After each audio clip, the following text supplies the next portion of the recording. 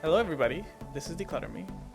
I'm joined by your co-host in just a second, but this is a podcast about organizing and decluttering your life. And we're here again. And hello, Shelina. What kind of introduction was that? That was just so weird. And That is the kind of introduction that happens when I freestyle. that was a bad freestyle. I know. Normally, I have the idea kind of a little bit formed. A little bit formed. Really? Yeah, no. Normally, I'm saying when I Normally. do the variations, I at least have an idea when I'm doing them. Oh. This was kind of like, if I just, jumble the sentences around, will it change the introduction? It does, badly, but now we know. Yeah, no, yeah. You never know until you try. Yeah. Hi, everybody. How are you? Hope you're all well. Hope you had a good week. I'm Chirag, my co-host. And we're going to talk about today.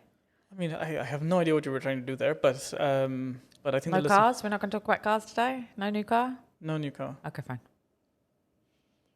Kind of kills the conversation, huh? If you ask a question and I say no. I know. Okay, anyway, let's go straight into it. What are we talking about? What are we talking about today? We are going to talk about coffee mugs and tea mugs. Teacups. Teacups and coffee mugs. Why is it teacups and coffee mugs? No, I think And people say never- coffee cups too, don't they? No. No? Only coffee cups when you go to a coffee shop. But you never say tea mug, No, you don't say tea mug. That's true. teacup. You say mugs in which you drink tea, sure, but you don't say tea mug. That's true. True. Yeah. Weird. I don't know what that's about, but If you know the answer to this question, please let us know in the comment box below. Right. Thanks. Going back to being a decluttering podcast again.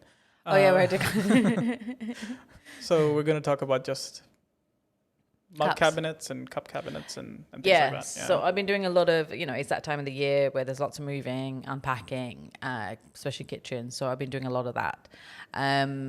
So yeah, there's people have so many cups and mugs, and people get them free often from their work or when you go to networking events or any event. For a while it was like the coolest thing to do was to give. Yeah, like cup. a branded cup or a branded mug or Then it became a disposable flask. So that's the thing. I don't know what it is now. Do they give stuff still? Well, we haven't really had a lot of exhibitions and things, but I know that for a while the sort of the coffee containers, the water bottles, that was the sustainable option was kind of also going around for a little while. Yeah, there was a lot of that. Yeah. So there's that. So people have them and they never get rid of them. Yeah. Whereas, with me, and I've mentioned it before, I think when we talked about business networking and what to do when you get these freebies. Oh, we mentioned it in the freebie podcast as well. So I've said, when I get it, I'll take the bag of goodies. I'll look at it when I'm at the traffic lights and see anything that I like. And then, which is usually not anything except for maybe one notepad. And then the rest of it, I will give to the security guard in my, in my building or to the maid. I won't take it. It won't come into my house.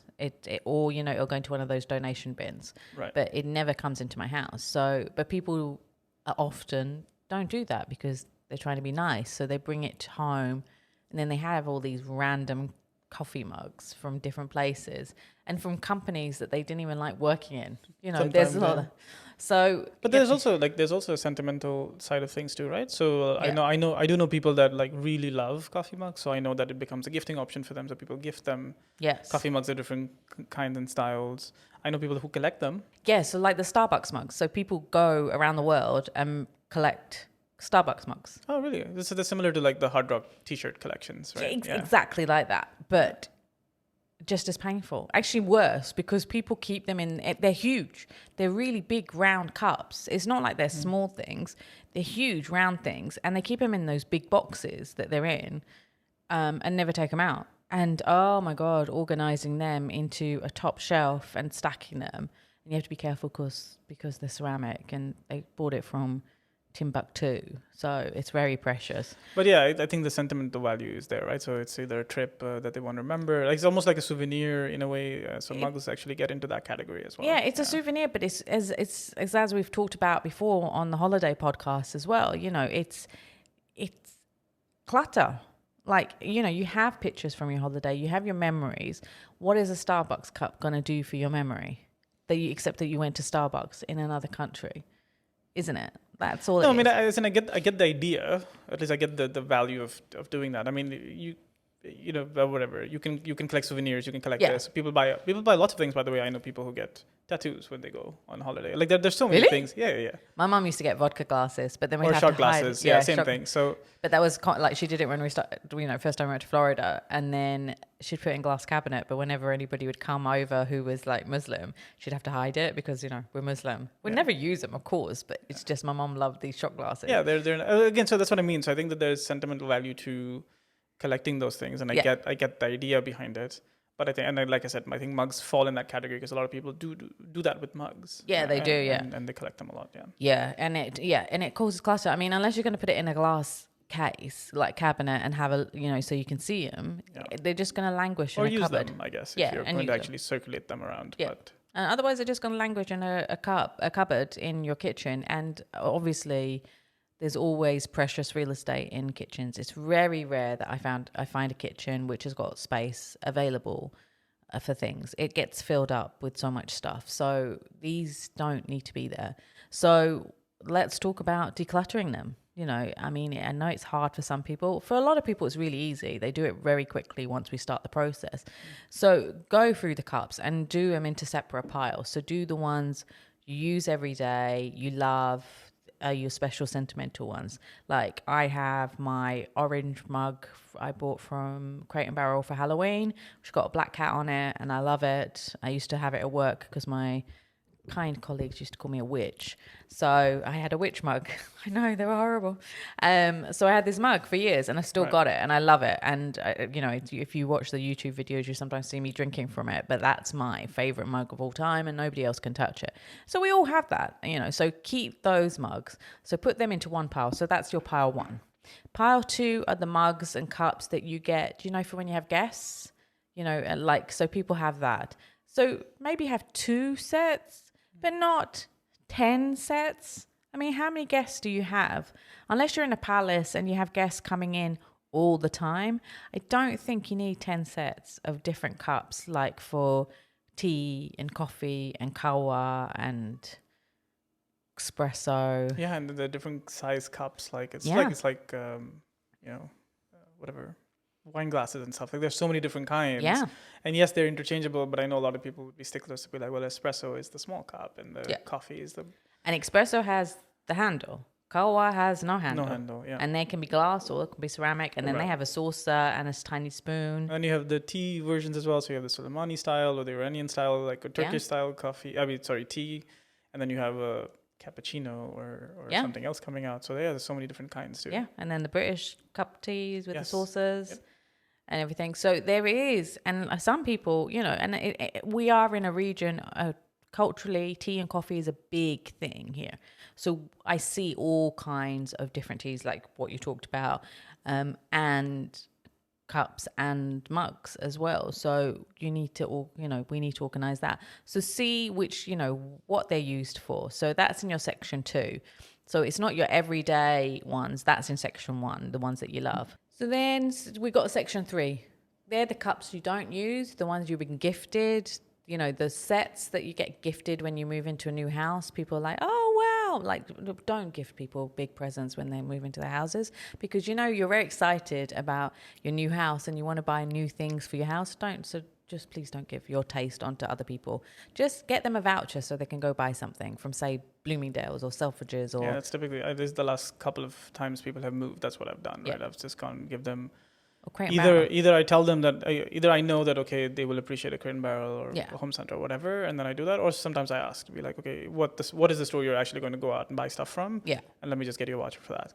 That makes so much sense. I mean, but who's ever going to say no to a Crate and Barrel voucher? That's a good point. And what's the new one I've been loving? Williams Sonoma. There's a Williams Sonoma here. Yeah, they've just opened, right? Yeah, they're fairly new anyway. Yeah, I went a bit crazy for the bathroom, which we were going to talk about on another podcast. But yeah, so the category 3 things are the ones you're going to donate or give away or throw away if they're chipped, broken, ugly, and nobody should be drinking from them because they're such ugly cups, or they're from the 70s and have like some disgusting design on them. I think it's that idea of what did you used to say? It says like if you have stuff in a drawer and you haven't looked at drawer in like a year, or then 6 months. Or 6 months. I think it was a year because of last year, but yeah. yes, otherwise it's 6 months. And you haven't really had any reason to open it. And the stuff in there is either just sentimental or really actually not useful. So I think the same thing can be applied. So if something's at the back of your mug cabinet and you haven't pulled it up, or you haven't really dug in to get it out, or you don't feel like drinking in it, then maybe that's the reason. Yeah, it's time to get rid of that. And another thing I've just thought about, like mugs that people get, Christmas mugs. It's a thing to get Christmas mugs. I mean, I know I said I have a Halloween mug, but I use that all the time because I don't care that it's for Halloween. But people buy Christmas mugs and then they only use it for Christmas and like Christmas Eve or the morning of Christmas Day, and that's it. Yeah, that's the day those mugs come out, yeah. Yeah, that's 364 days it will be in the cupboard, not being used. Well, the very least, then in that case, it should be treated like the winter jacket or whatever. It should be in a separate place somewhere else and not take up space in the kitchen. So if that is something you really want to maintain, then put them with the other storage, whatever the other storage space you have is, and just stack them there and only pull them out when you pull out the Christmas decorations right around that time, and then chuck them away when the Christmas decorations go away, and then they're not taking up real estate in the kitchen itself. Right? That's a good idea. And put it in a Christmas box. So make a Christmas box for all the delicate stuff, like the delicate ornaments, and put the cups in there. Yeah, that's a good idea. Like, don't take up the valuable real estate in your kitchen, which is what happens. That goes with the Christmas disposables as well. People have disposable plates and napkins and stuff. That's a whole other thing. I'm sure we've talked about it before. But yeah, so that, once you've got rid of everything, you can then see what you've got left and what you're using.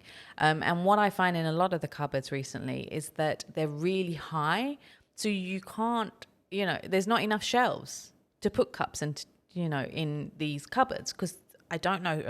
Most probably a man who doesn't cook or use a kitchen properly. So, or maybe a woman, but I think it's a man.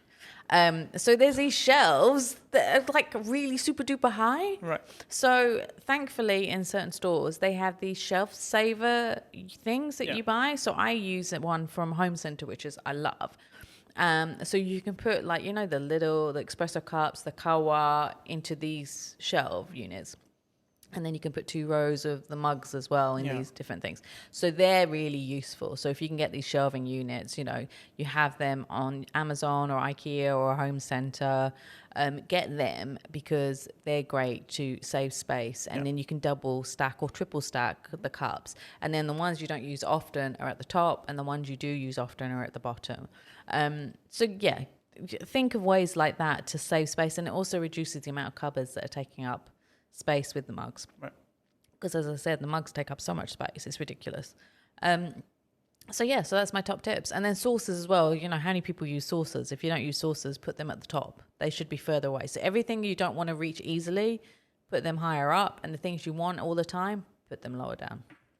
Sounds good. I think that's a good strategy. Separate them, segregate them, whatever, and then ideally you're only keeping whatever your pile 1 and pile 2 is what you said, right? Yeah. And also, we've talked about the tea and coffee station, which is a big thing now. So, we were talking about general tea and coffee stations, but some people have like certain things in the kitchen for breakfast, guests, so the tea and coffee mugs might be there. But then upstairs, there might be a tea and coffee station for the evening, while they're sitting and watching TV and stuff. So if you have 2 spaces, you have to still use the same logic in both places for your cups. Because, even though you might need more, because you've got 2 spaces, you don't need that many, So see what you need and you don't need. Okay, sounds good. Yep. Well, that's what we have for you on the mugs front. I feel like we still have another whole conversation to be had around coffee and tea and brewing and that sort of all of the... coffee brewing. Yeah, all of the... And the scales. Yeah. And like the drip thing. You know how long those drip things take to get coffee? I went to Sweden. But you know how sweet and beautiful those cups are? It was awful. I paid a lot of money in Sweden for that drippy thing. 10 minutes it took me to get a coffee. Yeah, but it's so smooth. No. Okay, this is for another day. It's for another day. That's all we have for you this week. We'll see you again next week.